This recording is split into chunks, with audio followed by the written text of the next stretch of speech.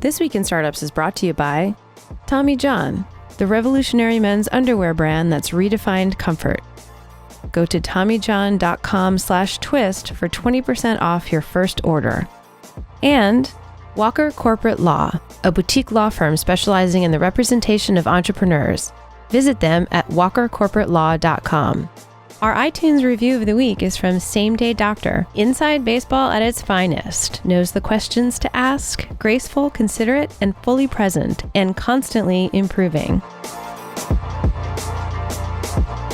Hey everybody, welcome to another episode of This Week in Startups. It's episode number 600 and something. We're almost to 700 episodes. Can you believe it?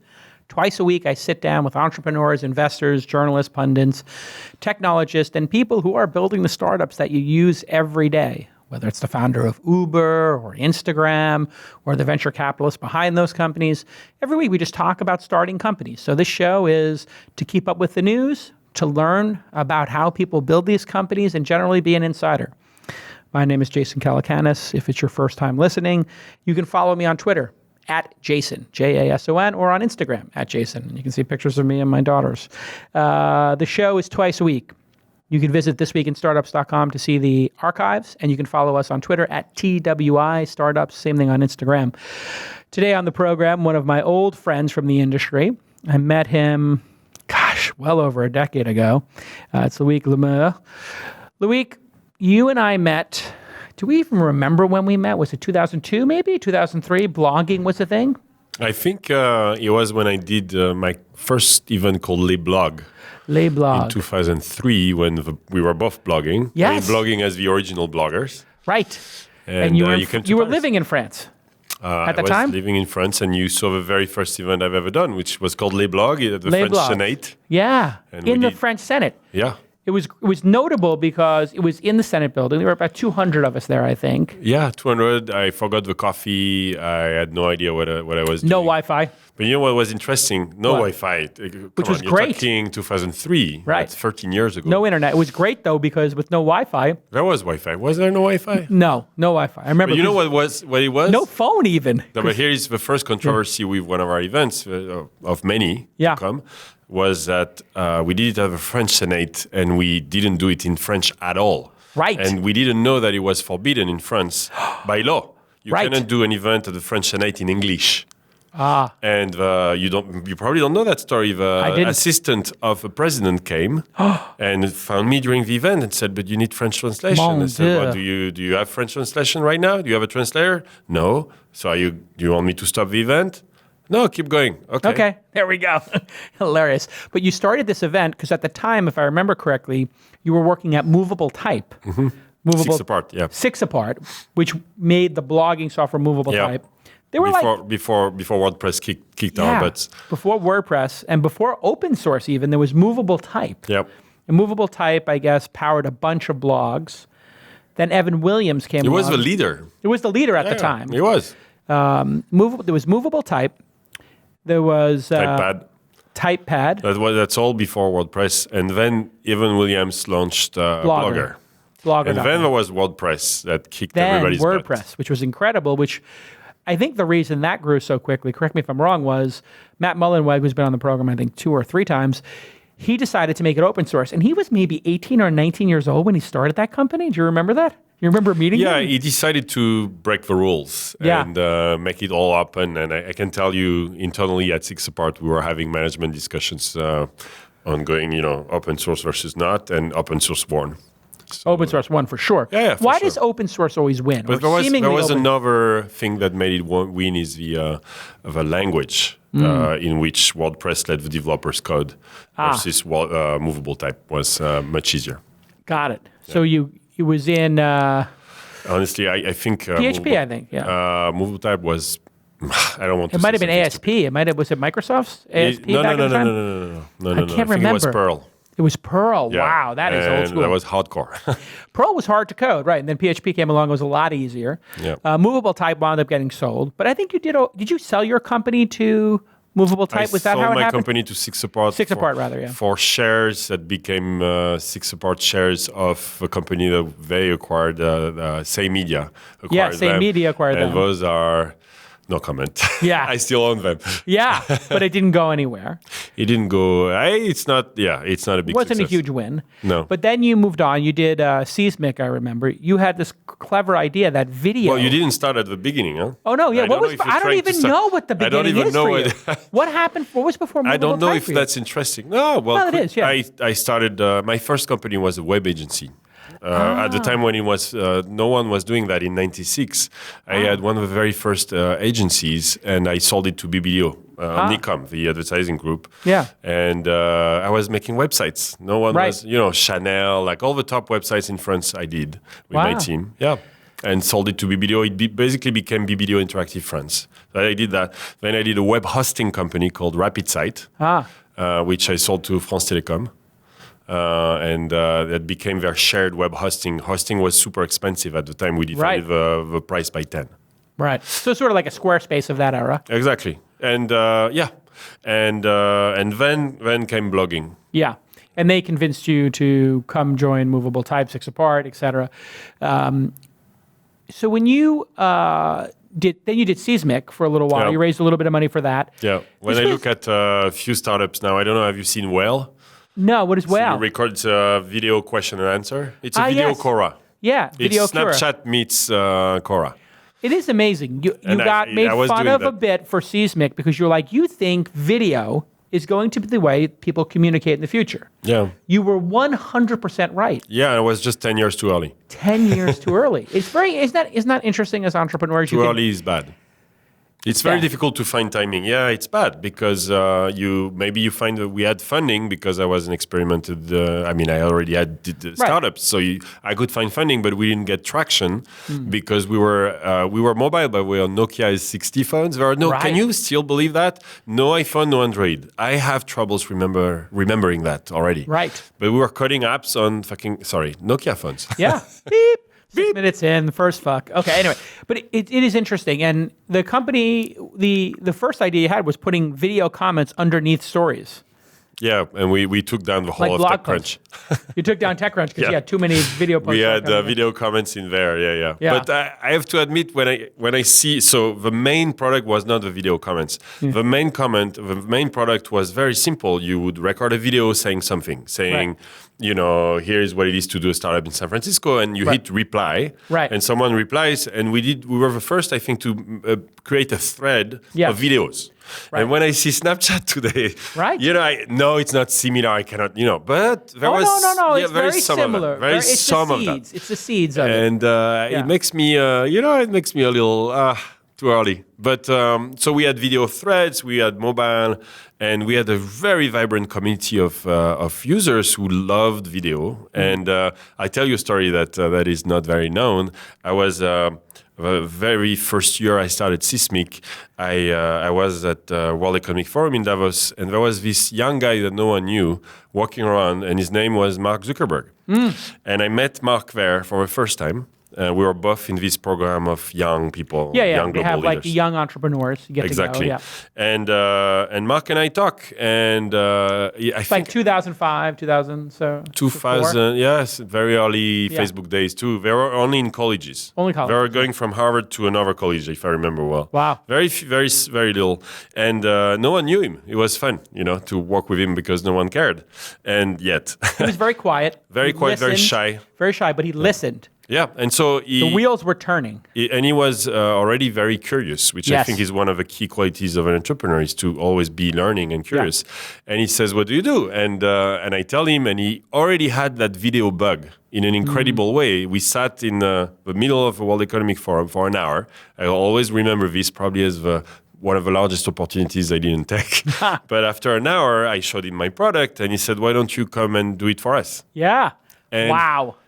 You would have had Facebook shares in 2005. I don't know if it's 5, but it may be 8. But maybe it's very early. Yeah. And Seismic was 2008. So it was 2008, 9, something like this. Yeah. And 8, I would say 8. And and I said, "Mark, I really thank you for the idea." It was just an idea.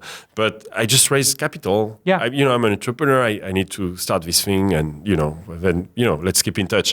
Big mistake. When I write a book, I'll probably and a book, and you definitely have a book in you. All right, when we get back from this break, I want to talk to you about the next 3 important things. Number 1, you take LeBlogs, and you make it LeWeb, and you build the largest technology conference in the history of Europe up until that point.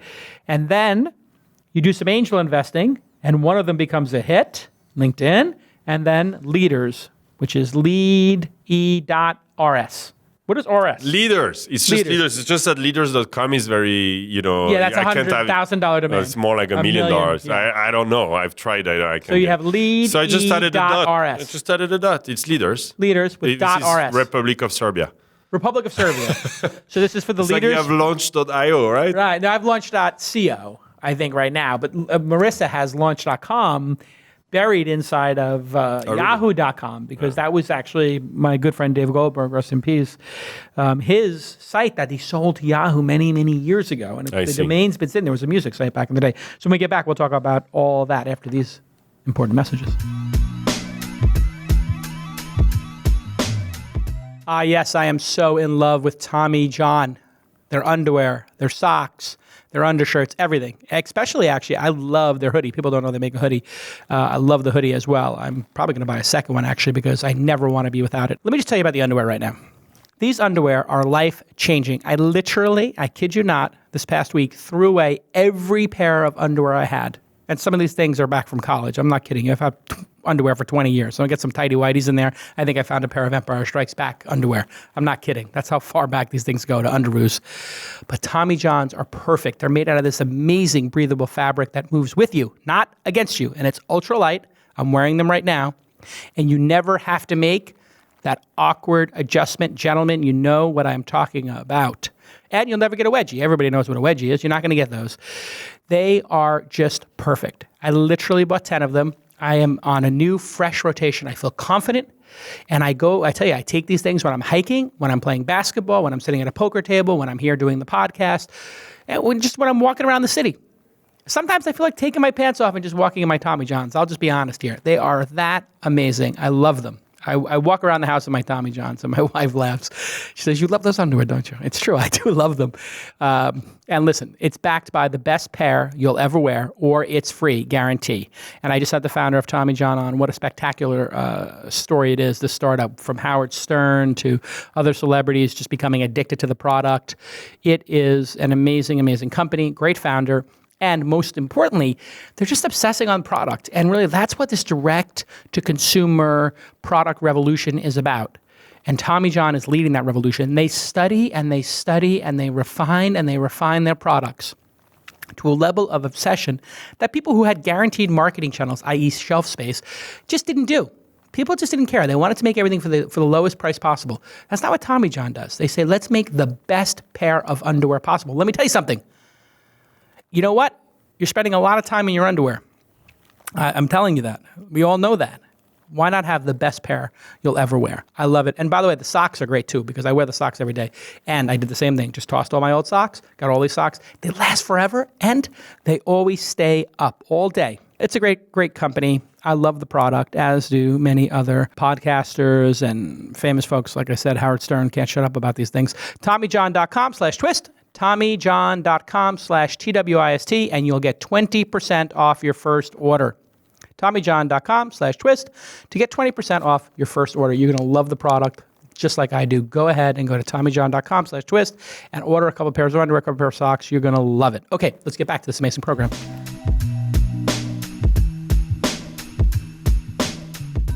Hey, everybody. It's This Week in Startups. I'm Jason Calacanis. My guest this week, Loic Le Meur, who is at Loic, L-O-I-C, on Twitter. And you can visit his news site, Leade.rs, with a .rs.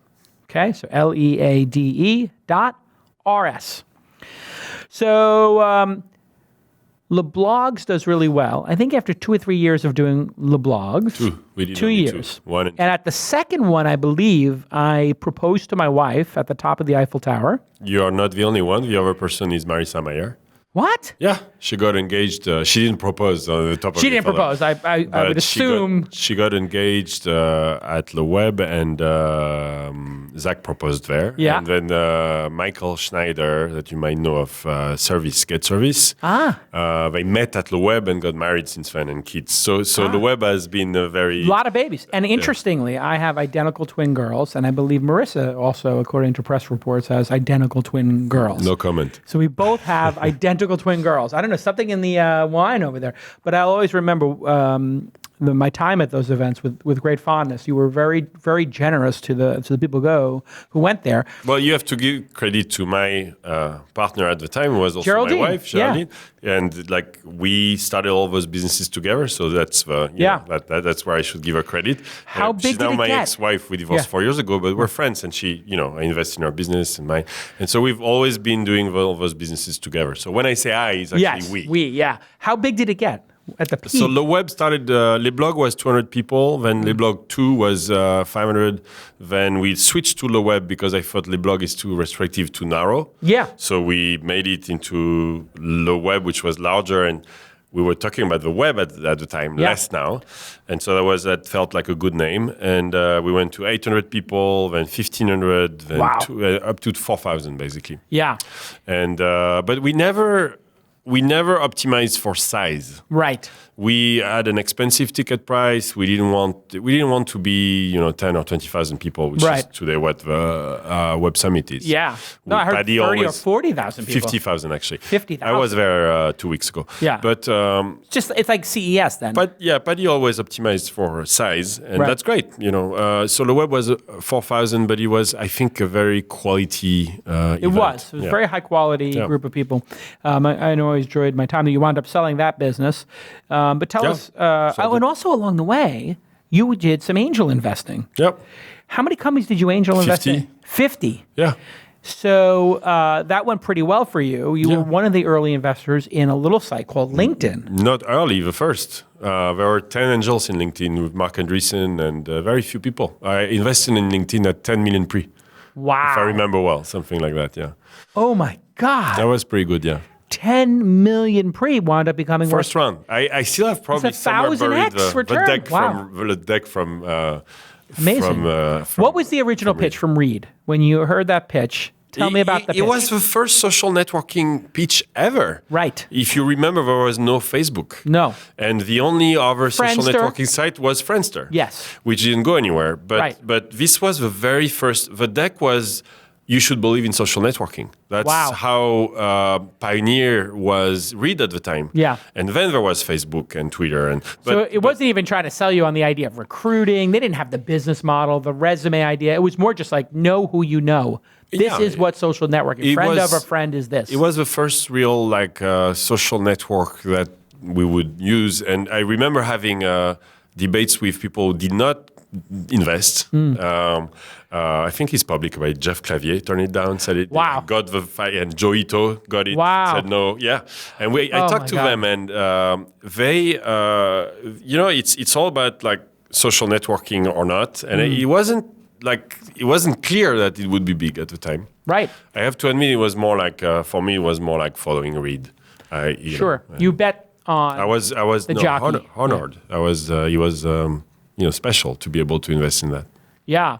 And when you think about it, so many times. And by the way, this is the conference, But the conference helps that, as you know. Right. The conference is just an in-person social network. Reed came to the conference. It's all events. So this is why we'll talk about it, I guess. But I have this passion as well, Jason, for events. Because if you think about how these events were made, I met Joe Ito in Davos at the World Economic Forum. Same program with a Young. Then Joe introduced me to Reed. Reed came to speak at LeWeb.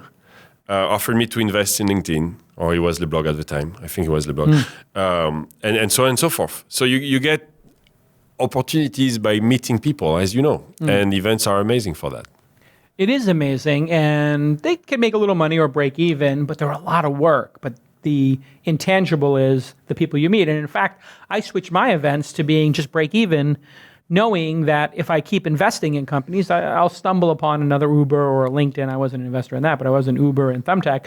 If you just keep running events and you angel invest along the way, you might hit something. You know, Uber was started at LeWeb, right? Well, yeah, they were at LeWeb looking for a cab. Stuck. They couldn't. Garrett and Travis were stuck, and that's where you also put LeWeb, at some point you decided to put it on the other side of town. Yeah, because we're too big for Paris. That's the and it was pretty hard to get there. You can't put 4,000 people inside Paris. You have to be at the periphery. Hey, let me ask you a question about entrepreneurship in Europe. You left. It was too frustrating, I think, for you as an entrepreneur there? No, it was more like... or the opportunity was too big here? No, it's more like a kid's dream. I was at business school in France, so 20 years ago. And I always wanted to be, I always was fascinated with Silicon Valley, always. Yeah. And you remember we were actually hung out at your place in LA. Yeah. And we were visiting a lot. Right. Like visiting. And at one point I just ended up visit every month or something. And so... they just decided to switch and be at the center. This is the center. Right. We know that, right? Yeah. And so it's just easier. Can you be a good entrepreneur and have exits in France? Sure, I did that. But is it easier here? Probably. The concentration of amazing people here is unprecedented in technology. Now, if you want fashion, it's going to be, Paris, New York, Milan. If you want arts, it's going to be, and so on. But technology, obviously, it's here. Yeah. So tell me about this new company. You obviously don't need to work anymore. You've done okay for yourself, but you decided to start this company. So when I see someone who's very successful and they start a new company, it's usually because they have some itch they want to scratch. They got some passion they want to see exist in the world. What is Leade.rs? Why did you start it? Yeah, well, I'll start on why. Yeah. Well, first off, it's I love creating things. I love starting things, and I think we have the same bug. But I think I'll keep starting things, forever. Yeah. I just love it. But here's what I'm doing. I have been always fascinated with discovering new amazing people. Always. I'm trying, I've been trying to find, if I'm going to start something new, what is it that I really, really love? And for me, it's been, who should I put on stage at LeWeb? And the success of LeWeb has mainly been because the content was great. Right. And who should we put? And you go to events and you find great speakers, you read books, you have a lot of different sources. The top 30 under 30, there is lists and stuff, but there is no place where you find all the amazing people in one place. And that's what I'm doing, which is called Leade.rs. When I pitched Read about it, I have 52 business angels who invested in Leade.rs. 52? Yeah. That's a big number. Yeah, I didn't want to go to VCs because it might end up as people call it here a lifestyle business. Right. Which is basically definition of a lifestyle business is something you love, but it won't become $1 billion company. They may not have venture returns. Exactly. I even have this as a blog post on Medium, where I'm at Loic as well, where I posted, I am not building $1 billion company. Yes. I am not doing that. Because a few times I presented the idea to VCs randomly because I meet them like you, and they're like, but this is not $1 billion company. It's small for you. And what is this sickness of Silicon Valley? Can you not do a great company? Honestly, I'll be super happy if it does tens of millions, hundreds of millions. Amazing. Yeah. Why? It'd be incredible. Why do we have to aim at $1 billion companies? So anyway, it's a place. So it's returns is the answer, but yes. It's the nature of the VC business, right? No, VCs, it's the nature of humanity. Yeah, you think so? We've been trained for more. We've been trained. Gluttony. You're born, then you go to school, you need success, you need to succeed, you need to make more money. Materialism is the problem. Yes. And I just want to be proud to be building and doing something I love and high quality. So what we do is... interesting. Yeah, I'm not trying to make $1 billion. I don't care. Right. I don't want to be a billionaire. Actually, I don't want to be a billionaire at all. Because all the ones I know... As you know, because you know them as well, some of them are not happy at all. I would say a great deal of them are not happy. It's a big weight. Bodyguards and they don't talk to the same friends. It's actually somehow sometimes sad. They barricade themselves sometimes. It becomes very isolated. Yeah. Yeah, they buy the 6 houses around them. I don't want And then that. they put a bunch of security guards around it. They can't walk down the street. Exactly. Yeah, If it's I not could fun. buy the whole village, whole of Palo Alto, they would. They would basically buy the 3 blocks around them, but the Palo Alto City Council won't do that. I decided I don't care about that. All right, when we get back from this final break, I want you to tell us what people will experience when they get to Leade.rs and how does one get in there? Because it's not for everybody, it's for this group of leaders. Do I have to put an application in? Do I have to know 3 members? Is there a secret code? How do I get into the Illuminati when we get back on This Week in Startups? Let me just take a quick moment to thank Scott Ed Walker and the Walker Corporate Law Group for supporting This Week in Startups. The Walker Corporate Law Group is a boutique law firm specializing in the representation of entrepreneurs and startups, and I've personally known Scott for a long time, and a lot of my angel investments use him as their attorney and speak incredibly highly of him. The Walker Corporate Law Group encourages fixed fees, which they believe really helps startups, and I know it does because you don't get that surprise when you get your bill every month. And they believe actually at the Walker Corporate Law Group that billable hours reward inefficiency. They want to get things done, and they want to get it done quickly and efficiently for you. Keep those billable hours actually reasonable so that you can grow your startup and put the capital where it belongs in the product.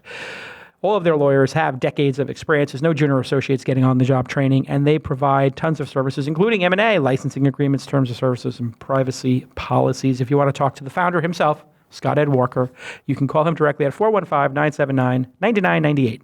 That's 415-979-9998, 979-9998, or you can email him directly, Scott@Walker Corporate Law. Scott@Walker Corporate Law, and you just put in the subject line, Jason sent me. And you can visit walkercorporatelaw.com, and you can follow Scott at Scott Ed Walker on the Twitter. Thanks, Scott, for supporting independent media like This Week in Startups. Hey, everybody, it's This Week in Startups. My friend Loic Le Meur is here. And Le Meur means the tall. The tall. You're tall. The tall in Britain, in French Britain, en breton, as we say. Yeah. You do a lot of crazy, dangerous stuff that involves flying. When I met you, you were a pilot. At some point, you told me you flew your King Air or something across the Atlantic. Is that even possible? I flew planes through the Atlantic a few times, and since then I flew a turboprop or a jet? A turboprop. How do you fly a turboprop over the Atlantic? I didn't know that was possible. Where do you land? My passion is flying. We yes, can talk about that. The air. And, but I want to know technically how that's possible. Oh, it's very simple. Because a turboprop can only go a couple of hundred miles. 1,000 miles. 1,000. Yeah. And the Atlantic? 700 miles, actually, if you take the reserve. The Atlantic, it's 700 miles to go from Iceland to Greenland. So you land in Greenland. You cannot make it straight. And then from Greenland, you go to Iqaluit in one of the options is this, or Goose Bay in Canada. Got it. And these are 700 miles legs, nautical miles. So it's not so bad. You want your engines to be running, and you want the weather to not be a disaster, because Greenland can turn very fast. But it's beautiful there. What happens if the weather turns fast and you only have enough fuel to get there within plus or minus, 100 miles? Well, there is a point of no return. So you have to make a decision. If you do Iceland to Greenland, you calculate that point. Mm-hmm. It's very easy with the wind. Right. And at that point, you check the weather last time, and you have to make a decision and you cannot go back. Right. So that's a little interesting as a decision.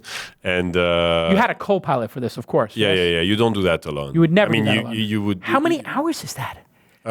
It's not so bad. It's each time it's like a 3-hour leg, 3.5. So it's not too bad. You know, those planes go at 250 miles per hour. Those turboprops. Knots. Yeah. So no, that's like 300 miles an hour. 300 hours? Yeah. Okay. Yeah. No, so it's not too bad. I took it from Paris to San Francisco. And back, and then since then I don't have it anymore, but I did also San Francisco to Tokyo to pick up Joe Ito's dogs. It's to pick up his dogs. Story. But you did that with a jet, not a... Yes. Yeah. But that was did also... Did you get certified as a jet pilot too? Yeah, I'm a single engine... I'm a single pilot of certified on a jet, yeah. Commercial. Yeah, because there is a new... I mean, I like to talk about this only because a lot of our friends do this piloting. It seems like something that entrepreneurs love to do, founders love to do. I love flying. I don't ever sit in the back. Never? No, I don't care about that. I don't charter planes. What is it that makes people love flying so much? Why does that appeal to entrepreneurs, do you think? I don't know. It's I think it's first off, it's complicated, so it's an achievement. It's difficult. Then I think it's the freedom. Entrepreneurs want freedom. When you're an entrepreneur, you don't want a boss. Mm-hmm. You're on your own boss. It's kind of the same here. You instead of, I would say it's the ultimate freedom. That's the only thing that billionaires enjoy that the rest of us doesn't. Right. Is being able to go from one point to the planet to another. At any time. Straight line, right? Yeah. Is amazing. It's a teleport machine. And that was not the kind of plane I had, by the way, because you need a big plane for that. You can't go straight without landing anywhere. But if you have one of those $40, $50 million planes, which you don't and I don't, but we know people who have those, you can go anywhere on the planet. Yeah. I would within say 10 or 12 hours. That is like the one incredible thing. That's the only thing that money buys you that is just amazing. It's total freedom of movement. Let's do Beirut, San Francisco direct. There is none of that if you need to go there, for example. But then you have to think in terms of environmental costs. It's crazy. I started feeling bad about it. Again, not like with a very small plane, nothing compared to that. Right. But it's the most selfish thing you can do. Right. Because you're burning, you're creating a lot of pollution just for yourself or 2 or 3 people in the plane. Right, I agree. Now, let me talk to you about this technology that's coming.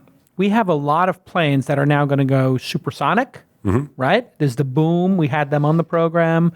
That supersonic flight is coming back. And then a lot of people are talking about these new forms like quadcopter type things that will vertical lift off and then go. I saw that. You're kind of laughing at it. Do you think, how far are we from having an Uber where you get picked up by a quadcopter type thing? Very far. Very far. Why? Very far. Because it's there's just too much responsibility and too many rules in the sky. Right. You don't there are no. And by the way, planes are basically self-driving already. Right. Except takeoff and landing, which now landing most of the big jets can do on their own. Right. When you fly a jet, for example, it's you're not flying at all. People think it's fun. It's fun because when you take off and you push that power and you climb at 4,000, 5,000 feet per minute, it's really, really thrill. It's amazing. Right. But then you switch on the autopilot and you don't do anything. You're like this. Jet pilots don't do anything. Right. So they're already self-driving. And that's a good thing because the plane can compensate faster than any human ever could. Yeah, there is a lot of that. But I think it's just... there is a lot of regulation that it will just take time. Right. But I would be much more excited by the progress of electric planes. There is one that is coming. I did get pitched on investing in one recently. They're working on the prototype of it. There is one for school as well done by, I think it's Airbus, for where you can learn to fly on an electric plane. That will be amazing because it's going to be almost free, like a Tesla, right? To fly. And as far as I'm concerned, I sold the plane I had, and now I fly paragliders. I have a passion with paragliders. So I went from the fastest, 500 miles an hour, to the slowest, 10 miles an hour. What is a paraglider? What is that? It's like a big kite, but you fly in the air. You're talking about like the parachutes that you do. Yeah. It's not parachutes. It's called paraglider because you glide. Right. And it's incredible. So I tried to understand what was it that I had with flying. And flying is the passion of piloting. Right. As a pilot, I have 2,000 hours single pilot on turboprops and jets. But I've never had so much fun as doing it on a paraglider in Pacifica and other places because it's more difficult to fly that than fly a jet. A jet is a computer. Really? A jet is a computer. Right. You have to learn how to do it, but then once you learn it, it's not so different. This you can do. So I had a blast, like probably one of the best day of my life, flying with a world champion in the French Alps. I saw the video of this. Yeah, you mentioned, you commented. And I wrote a big long comment like, please, Loic, be careful because people get a little bit of freedom in life and maybe some resources, they start doing crazy things. But paragliding is not the most dangerous thing. Hang gliding is more dangerous, right? Like it's a fixed wing. No, hang gliding, no. The most dangerous, which I will not do, is wingsuits. That's crazy. That's crazy. So where I did it with the world champion of paragliding is also near Interlaken in Switzerland. Is also the best spot in the world. Huge cliffs. Yeah. And they jump off a cliff with a wingsuit. And the guy was telling me, there is one that dies every 2 weeks into a house generally. Like you're having dinner or lunch, and you have a guy going through your roof and landing on your table with a wingsuit because he screwed up somewhere. Oh my God! I saw them. It's nuts. We're not designed for that. But paragliding and the is not. wingsuit doesn't have enough lift. It's not enough lift. It's basically nothing. You can there is no. It's lift and stability. It's just not. There's no stability either. One gust of wind, you go right into the mountain. Correct? Exactly. No, I don't do that. I have 3 teenagers. I want to, I want to you have leave. Responsibility. But I love flying. It's like flying. It's like sailing in the air. I love sailing too. I do kite surfing, under the Golden Gate Bridge. I've done the kite surfing. Races of hydrofoil. This thing that flies. Oh yes, it comes out of the water a bit. So it's very similar. It's the same wings. We use. It's actually the same brand of wings, Ozone. And look, here's a picture of you. I'll pull it up. Here you go. Is that you? Yeah. So is that you alone, or is that two people? No. So this is the world champion of paragliding over the Alps, and on the left, this is me alone over Lima in Peru, and I was reach shoring over the buildings. So you can fly, no engine, by the way. Huh? This is just so perfectly. It's totally natural. You don't pollute anything in this case, and we stay for hours just using the lift. So it's the wind hits the cliffs. There is a big cliff in Lima and Pacifica. Hits the cliff, keeps you up because the wind can only go up. Right. And then you stay in the air. And we call it reach shoring. I would reach shore in Lima 2 or 3 weeks ago.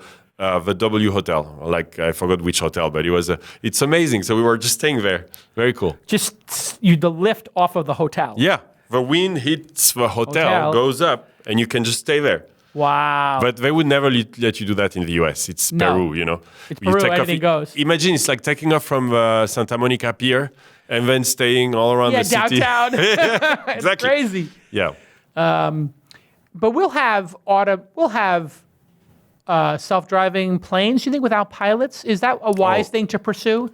Yeah, I think it's going to come. I think, yeah. I mean, we already have drones. Especially when you see rare things happening, like this pilot who killed the entire plane. Yes, that was crazy because he was depressed. Yeah. A German guy who was suffering from depression. And he let the co-pilot went to the bathroom, he locked himself and crashed the plane. What's interesting about that is you just think about, Louis, it's very interesting you bring this up. If you think about how safe our society is becoming, there were so few deaths in commercial planes that they had to put a caveat next to the statistics that were non-intentional, involuntary commercial airline deaths. Because the only deaths we had in the last couple of years were that plane that crashed into a mountain, sadly, and then the one that was shot down by Putin or whoever, the Malaysian airline that was shot down, not the one that was lost. Those two were actually intentionally taken down. But the reason this depressed person was able to do this largely was, or partially, I guess you would know better than me, is that we put protective doors. Of terrorism, because of 9/11, we put protective doors. When he locked the door, the guy couldn't break in again. Yeah, otherwise the co-pilot would have made it back to the cockpit, obviously. Right. It's and if we had self-flying ones. Yeah, I think it's. Well, the ground could take over. Why can't the ground take over? No, that makes total sense to me. The problem, Jason, is emergencies. Right. Like when the planes don't have emergencies, then they can fly. They already fly autopilot all the time. So it's during emergencies. It's emergencies. Sometimes the technology disconnects people. So I saw. But I don't know why you wouldn't have a remote cockpit. Right. Like here. And everything is connected. The engines are already connected to the ground nonstop. Right. Every single thing that happens in those engines is recorded. I was actually nonstop, live. And I don't see why you couldn't take over through a remote cockpit from the ground and just manage the emergency, land the plane. Totally possible. I went to see GE has an innovation center, and I went to see what they're doing, and their engines have terabytes of data for every flight, so they can't send all that data off of the engines over the satellites. Too much data would be too much expense, but they send this normal amount of data, and then when they land, they can dump such a massive amount of data down to what every blade in that engine and every vibration has done. We'll be safe in all of this. What about let me ask you this, since you're into the piloting, what about the supersonic flight, the Concorde? I don't know anything about it. I really regret I never took a Concorde flight. Me too. Yeah, I wish. They were $5,000, 3 hours. Yeah. Can you imagine? But the Hyperloop will happen. New York, Paris in 3.5? 3.5 hours, yeah. God, that was cool. Amazing. Watch a movie. We'll have a Hyperloop, but I don't think you go to Paris on the Hyperloop. All right, so you're starting Leade.rs. Back to that. not everybody can be part of the site. It's for a certain group of people, I take it? Well, let's say we'll actually take a lot of submissions. We'll start the very same way that Product Hunt started, which is we'll have approved curators and leaders, right. and hopefully you'll be one of one. I will. And the idea is very simple, is we'll have those people recommend new people. People rank, like PageRank, people rank. I'll rank people or I'll suggest people. The idea is to bubble up. So as I was saying earlier, you have so many signals for someone amazing. So who is someone amazing? You have a New York Times bestseller list. You write a book and it hits that list. You have a Nobel Prize. That's good. You have Bob Dylan. A TED Talk. And I have a lot of friends. Not a TEDx. No, it can be TEDx. Well, it has to be the top 5% of TEDx. Yeah. Because anybody can give a TEDx. There are really good TEDx's, amazing TEDx's. There are amazing ones, but I think having a TEDx talk is like having a LinkedIn page at this point. But then there are amazing speakers who got banned at TED. Oh, really? Last week I just met one. They got banned at TEDx. Bad. They took down the talk from the TED site. Really? Yeah. TED didn't want to stand behind it. It was about drugs. Oh. The talk was about drugs. Really? Taking drugs? Like pro-drugs? It was about, well, now you got me started. By the way, I don't do drugs. But it was about those ancient medicine from, the Amazon forest. Oh, ayahuasca. Ayahuasca, and that was the talk. Fascinating. Right. And connecting us with the spirits. But they don't want to be seen as promoting some drug from the And TED explains it. Anyway, so if you keep going on the signals, you can have press because you launch a product. Right. What makes someone special? You can be saving the world. You can be, anything extraordinary. That's what I want to find. So I'm trying to find all the signals of extraordinary people. Right? What makes you extraordinary? If you don't do shit for 3 years, you should not be at the top. You should go down, right? Of course. And so it's not a ranking by any means. It's more like the place where I told Reed, the founder of LinkedIn, for fun, I said, I would like to make the top 1% of LinkedIn. Right. So, how many people do amazing things in the world? How many? 1 million? Yeah, maybe. Not so many. Not so many. So that's what I want to do. And so the site will be very much like Product Hunt when we launch. Very, very similar. By the way, I talked to Ryan, the founder, and I showed him. And he said, I'm like, do you mind if we, get really inspired by Product Hunt? Sure. He said, no, go for it. I got inspired by Reddit. Inspired by Reddit. Reddit was inspired by Slash. So you could see my launch as very similar to Product Hunt for people, right? We'll have curators. I hope thousands of them. I hope all the TEDx organizers who all have the same problem is how do we find someone amazing who has a great story to tell, who has done a great product, who has improved the world, who has a great book. And there are not so many of those, and we'll put them on the homepage. So people will just recommend new people every day, and we'll have a homepage with the most popular, so it's like a vote. And then from there, we take all the profiles, we curate them, we do video profiles of the best ones. So we already have 60 video profiles. We have 2,500 leaders already in our database. We create a very curated bio, and it becomes like the app where we'll have iOS, Android, and web, where you have all those people. And hopefully at one point, it will be that million people. I'm at 2,500 right now. And then what do I do with that? Well, first off, it's kind of a media. I think a lot of people want to discover great people. For example, if you take AI, who makes AI today? Difficult to answer that question. Sure, very difficult. VR. Who are the best people in VR? Who are the best people in VR in Asia? Who are the best people in VR in Latin America? Those are the kind of questions I want to answer. Who will use it? Anyone interested in someone doing something amazing. Right. The press, because they write stories all the time. Yeah, looking for experts. Investors. Yes. Will be looking for board members, people to invest in, consultants. Exactly. People to speak at conferences, people to write articles, people to quote in articles. Corporate speaking gigs. Have them consulting. Have them at board levels, invite them to boards. Yes. And so that's what I'm building. So the next step is a booking system, which will be booking them to speak, because I find that's very easy. So it's like Uber-like, you'll have I hate to say it, but it is.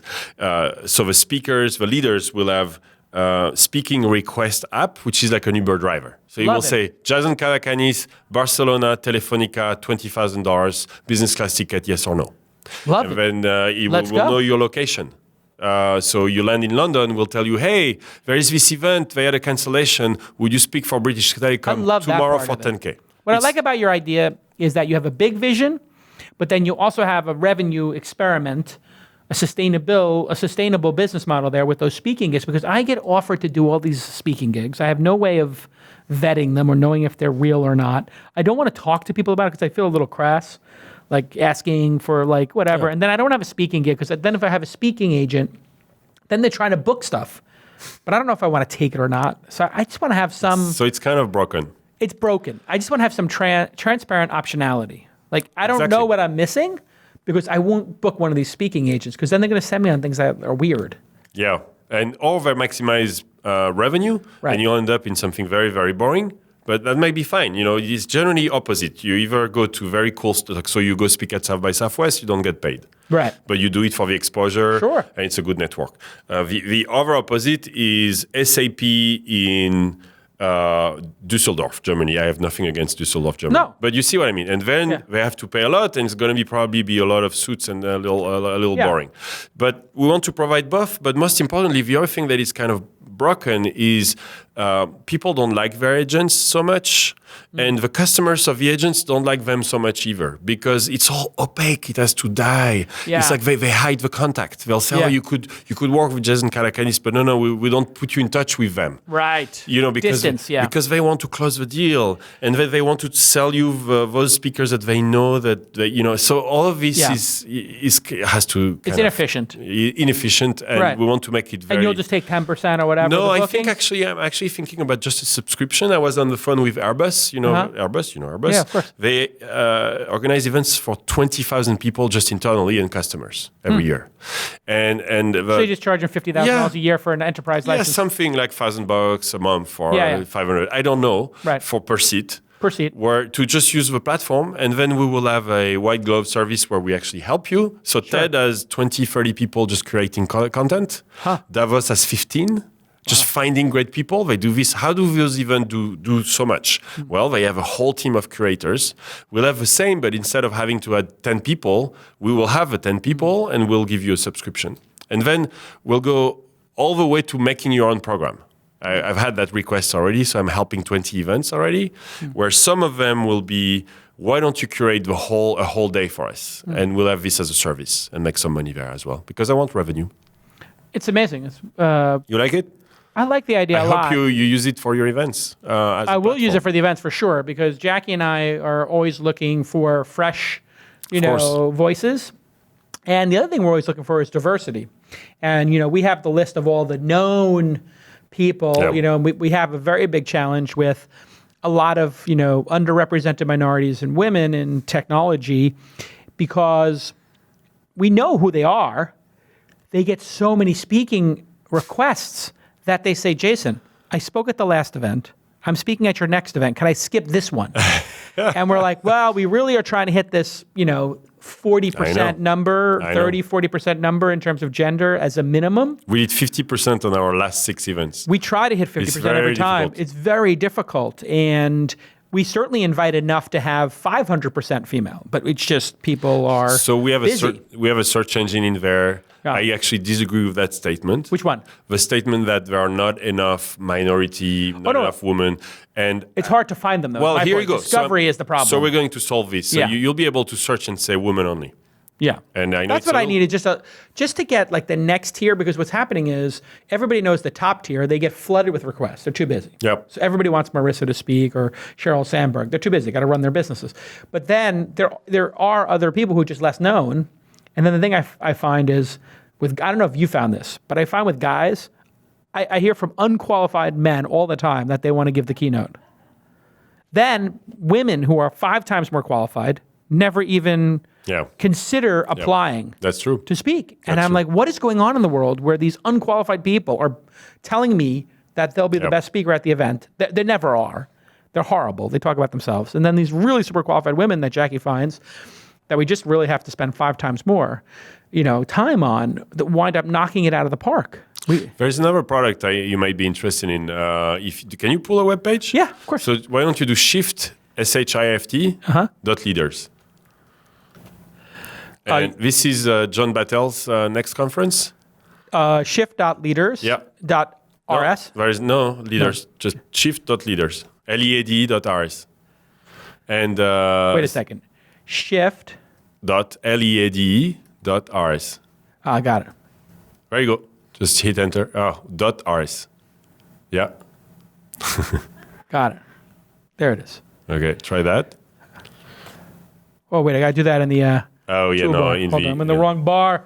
Look at me. I'm such an idiot. There you go. So his new co, yes. Yeah, so we've done this with Wisdom too. A number of events are coming.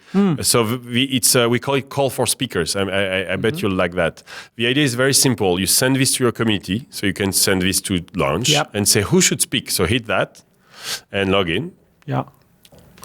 And turn that off for a second. Turn that off for a second. Thank you. And basically, what you'll have here is a box where we ask you who should speak. Very simple. So this is John Battelle asking his community who should speak at his next conference shift.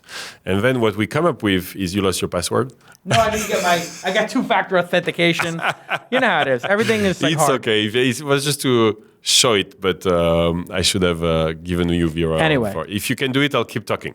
Keep talking. So the idea is very simple. We then ask the community to suggest speakers. We curate them, and they vote on them. So we tell you who are the speakers that your community wants to hear at your event, and from there you'll be able to book them. Basically, I'm hoping actually some of the sessions will be entirely generated by the audience itself. So like a Kickstarter, if you want, because you always want the best, the best for your audience. So here we just ask them, and Jason is still fighting with his password. It's unbelievable. Oh, there it is. I found it. We made it simple. There is a one button push. I had to turn on code generator. Facebook login. Boom. That's all we have. Oh my God, it's so complicated to use this code generator by Facebook. Keep talking. Okay. No problem. So we don't have to show it, Jason, if you don't. But it would be cool. But anyway, it's so that's the other thing we're doing is we're trying to go bottom up and ask people. All right, here we go. Now I'm almost there. Yeah, almost there. I think I can put in my code generator. I see what happens. Now in the Facebook app, when you have two-factor on, it has its own code generator. You don't use SMS, which is very interesting. And it's basically got its own RSA key. It's actually pretty cool. But to find your code generator, okay, here we go. Turn it on. Now you turn my screen on. Here we go. Boom. So I'm logged in as Jason McKay. Okay, so type John in there. Okay, right on here. the ad name. See, stop now. Oh. See, these are all the Johns we know. Oh. You see? So... No Jason Calacanis. Oh my God. I made sure that not popular. That's okay. No, wait. Jason, I have to tell you. This is among the community of that conference. Sure. Yeah. Makes sense. And now click on the menu, top right. So this is my first product you're playing with here. Yeah. Now go. We don't have this all recommendations. Okay. Oh, that's unfortunate. If you go on. But I can make recommendations here. Yeah. I like it. No, but what I wanted to show, which is not available, unfortunately, is the all the recommendations of everybody. Mm. But, I can't see all the recommendations. Yeah. No problem. Talk. Let me try. All right. So what happens is after I put a speaker in, I can see all the other people who've been recommended. Yeah. Very interesting. So I see here. And how many recommended? So Stephen DeWitt, I don't know who is that. Recommended by 61 people. So click on him now. I don't know who this person is. And now you see his bio. We created that. And then click on the plus 59. Ah. So I can see all the people. You see who recommended them. Oh, that's great. So because if Jason recommends someone, it doesn't mean the same as someone in the street recommends someone, right? Yeah. For sure. So we'll do some kind of scoring as well. But you get the idea? Love it. We basically bottom up from the community who should speak. Then we tell you who recommended them.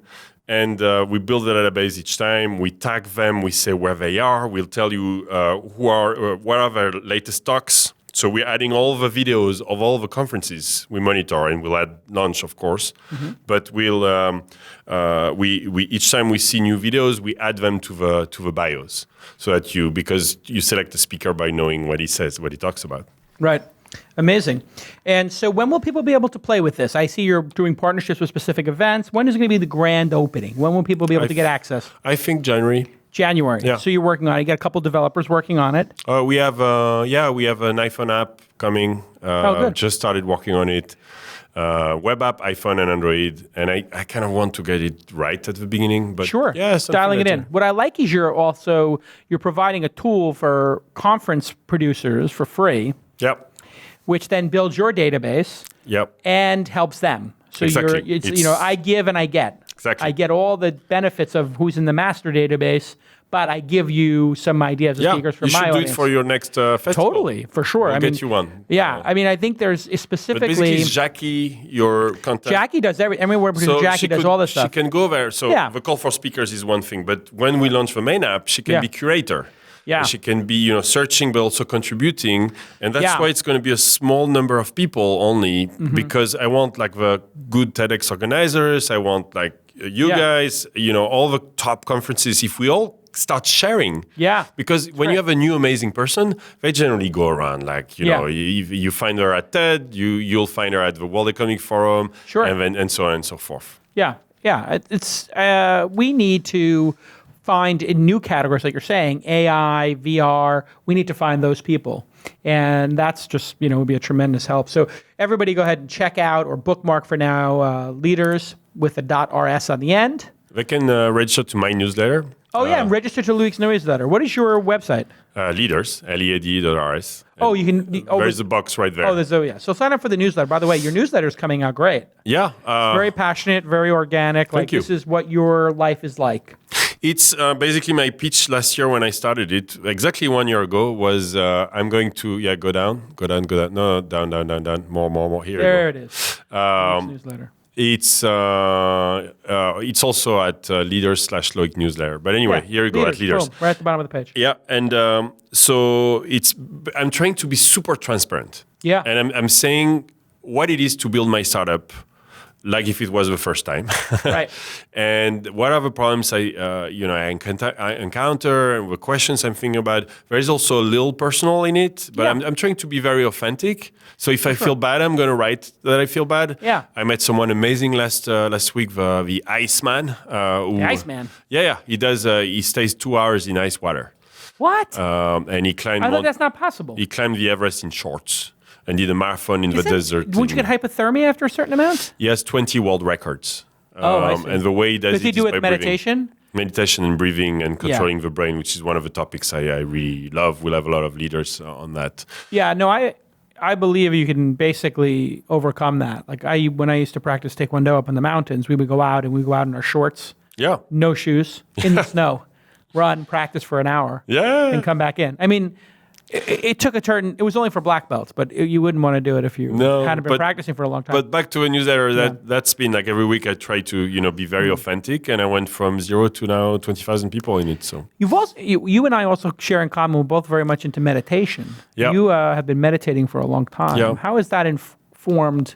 When did you start, and how has that informed how you approach being an entrepreneur? I started going very dramatic, all in. By the way, we have an event on mindfulness on December 6th. I would love to have you. Yeah. It's in San Francisco right here. Great. And so you know why I do events now. By the way, we did 6 events. And to get smarter? No, well, that's why I do them. No, but that's why I do the show. We do them by theme so that we have the best speakers each time. Gotcha. So we use our own software. Right. We say who should speak. Test. Here you go. Perfect test. So anyway, back to your question. I did a 10-day Vipassana retreat. So this is silent, no eye contact, no device, there is no like... What if you accidentally make eye contact? You just look away. No, but that's fine. You look away. But basically you have dinner in front of a wall. That's very weird. I had a hat, so if I would, have dinner we don't have dinner, by the way, I'm saying stupid shit. Yeah. The idea is 4 a.m. wake up, then you meditate. At 7 a.m. you have a very light, like tea, coffee. And then you have one meal at 11:30, and that's it. So there is no dinner. But that meal, you do all in silence, and you don't talk, and you don't look at anyone either. And then for 10 days, it's entirely silent. And no books, no note-taking as well.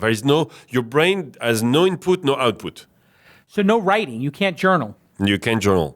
So if you have a great idea, you cannot write it down. No, because what they say is like whatever is important will stick, will come back. Does really anybody talk at all? Is there anybody leading meditation? Zero. Oh, yeah. You have 1 hour like lecture per day, but you don't talk, you listen. Wow. Where they teach you, and then for the whole day you meditate. You alternate meditation with walking in the trees. It was in Yosemite, beautiful. This is the organization is Dhamma. It's a non-profit. So by the way, you don't pay for it. You only pay at the end if you completed it. You don't pay. You give a donation. Wow. And so it's Dharma. Yes, dharma.org, I think is. Wow, it's interesting. If you Google for Vipassana, you'll find it. I just got a message. It turns out my team here at launch and my wife have signed me up for 2 months. 2 months? 2 months. They said, that's my prescription. I got to go for 2 months and not talk. I think it's a joke. When I did the 10-day, I was thinking about doing a month. Were you? Yeah. 10 days, so it's amazing. How did it feel when you got done after 10 days? I've never done anything that extreme. So here is why you do 10 days. You do 10 days because it takes 3 days for your brain to come down. So imagine a glass of muddy water, right? And it's like dirty. The sediment. If you let it wait, it will settle down. Like Greek coffee. So today in your brain, you probably think about, hundreds of things. Let's say 100 things. After 3 days, your brain starts thinking about all of them, especially the ones that create problems, like your stress. Like when I went, it was just after my divorce, so I had to process that, right? But here's what your brain does: it's like, I thought about this, I thought about that, and you keep going. You get like the 100 things that are on your mind. You keep coming back, and at one point after 3 days, you thought about everything. So your brain drops it. It's like, okay, fine. I've seen the 360 of my divorce, right? Right. Like basically I thought about this way, that way, every possible way. And at one point you kind of processed it because you thought about everything. And what's very special is that there is no input to your brain. You don't have radio, you don't have newspapers, you don't have the web, you don't have your iPhone. Nothing comes in. So all you can do is look at what's inside already. Right. And so then suddenly you become quiet like I've never, ever felt in my life. Wow. And so that's why it starts after 3 days, basically. Right. Day 4 is when the magic begins. 20% of people drop off after 3 days because they can't take it. Really? To not, you don't do anything. You just sit with yourself. Wow. And then it's really amazing. But then you sit with yourself outside in nature, or? Yeah, it's in nature. It's in Yosemite. It's in a park. It's beautiful. You can walk. You alternate 1 hour meditation with walks. And do you walk as a group, or you walk alone? No. It's all individual. Wow. All individual. So they say you can go for a walk now. Yeah. No, they don't say anything. It's a very, it's a bell, a chime. A bell. Thank you. Yeah. And so you have. I had the best dreams of my life, the worst nightmares of my life. You see all your life coming by, because again, think about the sediments. Suddenly you see clearly. You feel so quiet, no stress. Wow. You process things, and then it makes room for new ideas. Wow. You start to have amazing ideas. I've never felt so good. And by the way, it's a really good training as well for us too materialistic, because I went there with the only luxury was my pillow. So it was a 12-people dorm where I stayed. And you come with, they tell you, if you want to take your pillow and your comforter. That's it. That's all you're allowed to. So you relearn the basics, nothing at all. I own nothing at all. They put you in a charity kind of, position because they feed you too, and you don't pay. So you're in a charity position. Wow. Very, very special. I've been thinking about the materialism a lot because it's so easy to order stuff on Amazon, so easy to just press a button and have more stuff show up at your house. Yeah. And then at a certain point, you're just like, it's too much stuff around, and then upgrading stuff. That's my latest investment, Omni. Have you heard of Omni? No, what is it? You have not heard of it? Oh my God. Omni? Oh. OMNI? What is it? Yeah, this is the best startup I've invested in for a long, long time. What do they do? They store your shit. Oh. Yeah, what you're just describing. Look at that. These are all my items stored. Oh, wow. And they take a picture of them. They scan everything here. They scan everything. So you want those, like this suitcase that you use only once a year because it's too big. See, here you have. I invested in a company that did exactly this. They won the launch festival back in the day called Boxbee. Oh yeah. But they never finished. They never got it done. Unfortunately, they moved into another space, like making software for storage companies. So it's all scanned, right? Beautiful. And you type "deliver to me." And they can get it to you in an hour if you need to. Then they're building it as a platform for your things. So lend to a friend, sell, yes, donate. Right. So they'll sell it for you. Wow. So it's basically this trend of having less and less shit, right? Yes. But anyway, I interrupted you. Sorry. No, I think this is amazing. No, but I was just thinking about, I've been looking at stuff to buy because now I'm 45. Yeah, We're pretty 44. similar age. Talk to me 44? Yeah. So we're the same age. So you get to this age, I think you start thinking, okay, there's less days left than there were before, maybe, right? It's possible. I didn't have that thought yet. Now you do. Thank you. Yeah. You're welcome. And or an equal amount of adult good days, right? If you take from 21 on. Yeah. We've had 25 years of good adult years. Maybe we have 25 good adult years left. Sure. So 70. And so you start thinking about that, and I started thinking, like, do I want to spend my time like ordering another pair of shoes or another T-shirt or or underwear? Like, I don't care. I just want something that's perfect, and I don't want to ever buy it again. Well, and you don't want too many things. I don't want too many things. I just want one perfect version of it. You know what I own now? It. What? A car. That's it. My That's Tesla. it. That's all I have. Yeah. I got rid of everything. Yeah, and you don't even need to have the rest is in there. Exactly. But I was looking at shoes. I was like, I want to buy a pair of boots for the last 45 years of my life or whatever it's going to be. I don't want to have to buy them again. So I just researched it. The last pair of boots I'm going to buy. I don't think it will last 45 years for you. Maybe not. Depends on how much I hike. But I got these one boots, the Danner boots, D-A-N-N-E-R, that James Bond wears in the movies. It's a company like in Portland. It was bought by a Japanese company, but they will repair the boots if they get damaged, and they will last decades. Really? Yeah. So I'm just doing that. That's my new thing. I want to buy the last version of everything. Well, so yeah, no. If it's well crafted, maybe. Or they replace it. Well, they replace it. I've read. What is it? The book of the. The cluttering? No, it's not the North Face. It's the other one. I know. REI. Help me. Huh? The REI guy. No, the third one. I know what you're talking about. He's the guy who repairs everything. Yes. And they will repair anything. You bring your North whatever Face, you bought. No. Not North Face, not REI. It's the other one. We'll look it up. Emmy Award-winning producer Jackie will tell me. I've just read his book. This is what 44 years old does to you. Exactly. But there is, I know what you're talking about. There's a guy who He's Canadian. Oh, no, it's with a P. Panama. Patagonia. Here we go. It took me a while with the P. 45-year-old brain, 44-year-old slowly Patagonia. moving. So the founder is amazing and highly recommend his book. His book's name is, now he comes back, is Let My People Go Surfing. Right. And all the book is about you can repair, you can bring back something that is 10 years old, they'll repair it. Right. Or change it if it's too, Right. And that's amazing. Also, they don't try to sell you a new tent if it's ripped. They just say, we'll fix it for you. Exactly. And they're also very careful on how it's made. But I agree with you. I think it's a great thing to have less because it's simplifying your life. And we were talking about, rich, very rich earlier. Yeah. Like, I have friends who have like 1 place, 2 places, 3 places, 4 places, a boat and a jet and 5 cars. And then, their life, and then they hire people to manage their lives. Yes. They have an estate manager who manages all these different locations. Yes. And it takes over your life. So go to Vipassana. Back to a meditation, right? And you'll be so happy with nothing, right? And so since then, I did that 3 years ago. Since then, I've been getting rid of stuff down to a car. Wow! I honestly would get rid of a car too, but I paraglide and kite surf, so I need to store things. You need to move stuff, and it's not. No, but store them too. When I go to the beach, if I don't store them, they'll be stolen. Right. That and makes a kite is $2,000, so you got to store this stuff. Yeah. But I'm like a big fan of owning the minimum now. Well, I think products you can replace. And if you think about how much bounty there is in the world, I was writing a blog post, an email today, just about Tesla and Trump and sustainability and factories and jobs and all this stuff, because jobs are obviously, I don't know how you feel, but a lot of AI and robotics are going to replace a lot of jobs. Like truck drivers is the number one job in like 40 out of 50 countries, states. Is it? 40 out of 50 states, the number one job is being a truck driver. Well, that's all going to go away. We know that. It's all going to be done either Hyperloop or self-driving trucks, and that makes total sense.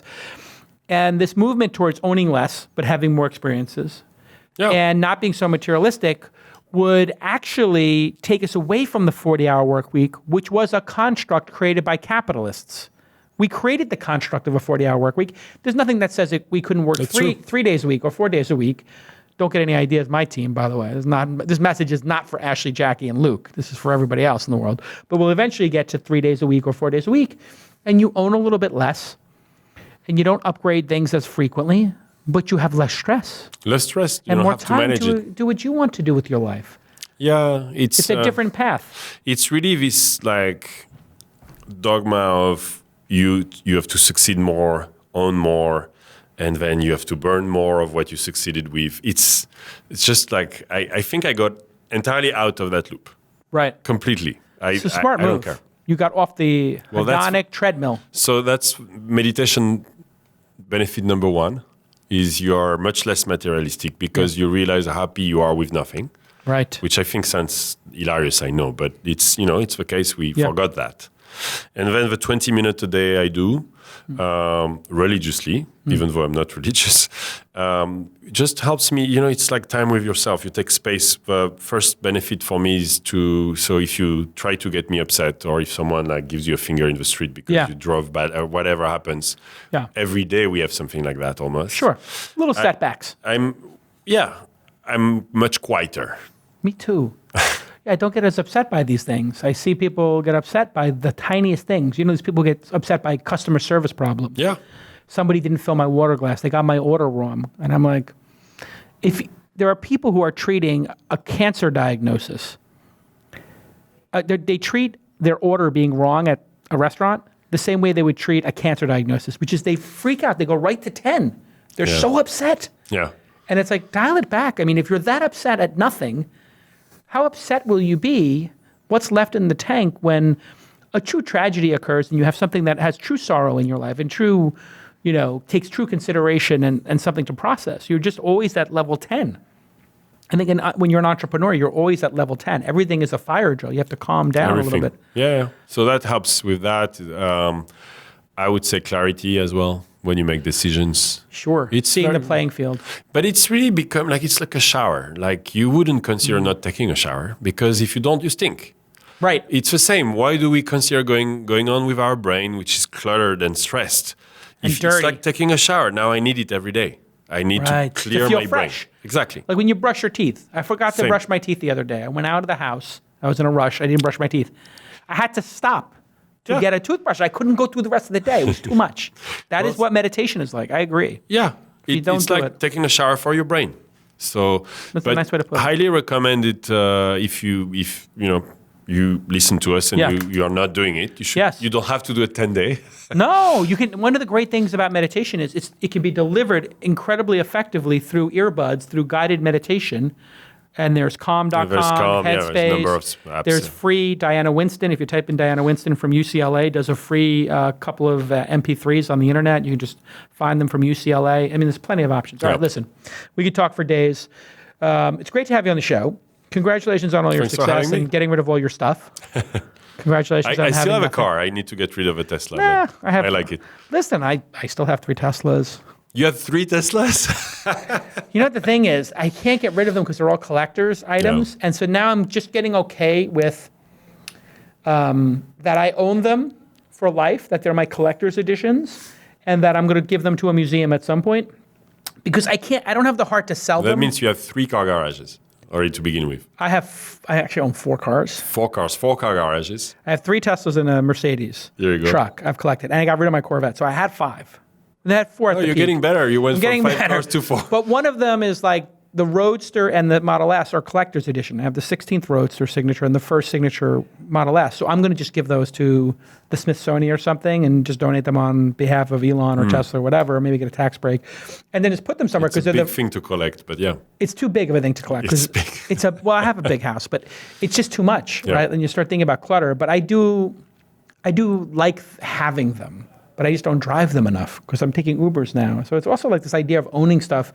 We have to just unlearn. It's much more convenient to take an Uber than taking your own car in most you could cases. Sleep or read or whatever. As I said, it just doesn't work for me for that specific case. You go kite surfing. You need to lock stuff up in the frunk. Yeah, and you need to keep that because if a wind changes, you need to change the gear. You need to do a bigger sail, Yeah. That I could not find a solution for that. Otherwise, I would tow Uber to the beach, but I would have to drop the gear on the beach and it would get stolen. It would definitely get stolen. And you do it in Pacifica. For people who don't know, that's the west coast of the Bay Area in San Francisco, above Half Moon Bay, but below San Francisco. Yeah, if you're curious, this is the paragliding. If you're curious, it's Muscle Rock. You put that in a GPS, and this is not the season now. It's April to October. You'll see 50 paragliders. It's beautiful. Wow. It's stunning. And it's a great park to also walk a dog or walk around.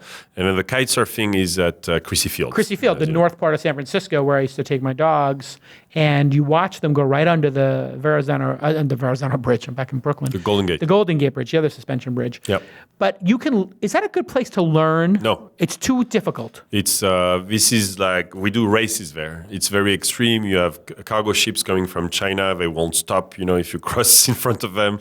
If you crash, they will not stop. No. So what happens to you? How do you stop a cargo ship? So you will get hit by a cargo ship and die. I don't know if you die, but you'll have an interesting experience being rolled over the side of a cargo ship going at 20 miles an hour. Has that ever happened? Have people ever hit a cargo ship in the bay? Yeah, probably. Has anybody died doing that in the bay? Kite surfing? No. Yeah, someone died at one of the beach. They got pulled out to sea and drowned? They hit something. No, the waves. They fell in the waves. The kite fell in the wave. The waves took the kite, started rolling it, and the guy was pulled by the lines. Oh, my God. And he got rolled into the lines around his neck. And it choked his neck. And he couldn't get out. Drowned. He drowned. Yeah, he drowned. Thank you. That's very sad. So that happens like maybe once a year. Somebody dies. But it's kite surfing around the world. It's not so dangerous, but you shouldn't do it. I did it when I was down in the British Virgin Islands. I'll leave it at that. Oh, that's yeah, I know where you went. Whatever, I can say it. Yeah, okay, you went to Necker Island. I went to Necker Island. I don't want to be like a show-off. It wasn't somebody invited me. I wouldn't normally go, but I got invited, and I learned how to do it. Someone called Richard Branson. Okay, whatever. I might have been. I don't know. I don't want to sound like a douche, but you've been there 5 times, I'm sure. I've been there. Well, here's the guy jumped off the roof. Yeah, but you don't have to do that. The guy jumped off the roof and sailed all the way down. That's crazy. That was crazy. I saw the video too. I saw the video of that. Like, oh my God, that was my instructor who jumped off the roof at Necker Island. Now, if you want to learn in the Bay Area, the best is Alameda, which is on the bay. Because it's flat and it's a long beach. Oh, do people do it there? No waves. Yeah. So there's a school there. You can learn there. But is there a teacher out there? Are there people who teach? Yeah, there are teachers all over. Alameda, very simple. I really enjoyed doing it. It's like something dangerous. I could get addicted to. It's addicting, isn't it? Yeah. And but if you want a place to learn worldwide, which is the best, is Cabarete in the Dominican Republic. And because the beach is perfect, there are no big waves and a lot of support from everybody. So a lot of no big waves, a lot of people there to make sure you're safe. Lots of schools. And you go there 1 week, you come back, you know how to do it. Really? Yeah. All right, I'm signing up right now. All right, listen, this has been amazing, Loic. It's great to have you on the program. Continued success with Leade.rs. Everybody check out Leade.rs, LEADE.RS. And you can follow Loic at Loic, Loic, on the Twitter and sign up for his email. It's amazing. And everybody try out Seismic and put some comments on TechCrunch. What else have we learned? Come to the next event. But your events are very good. I always had great respect for your ability to run I have a big events. one coming in Paris. Maybe you want to come. It's, April 11 and 12. Oh, it's right after the festival. Maybe I I'm will not come for a little rebuilding break. LeWeb. It's different. It's what are you going to do? What's the concept? Smaller.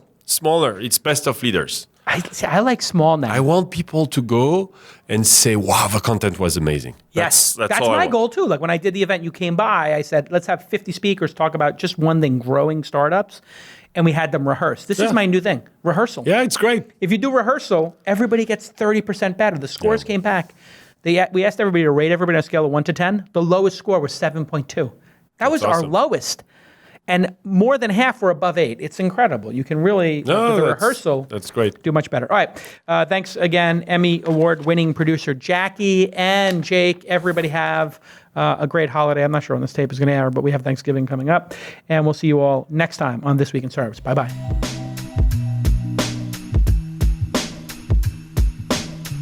Our iTunes review of the week is from Same Day Doctor. Inside baseball at its finest. Knows the questions to ask, graceful, considerate, and fully present, and constantly improving.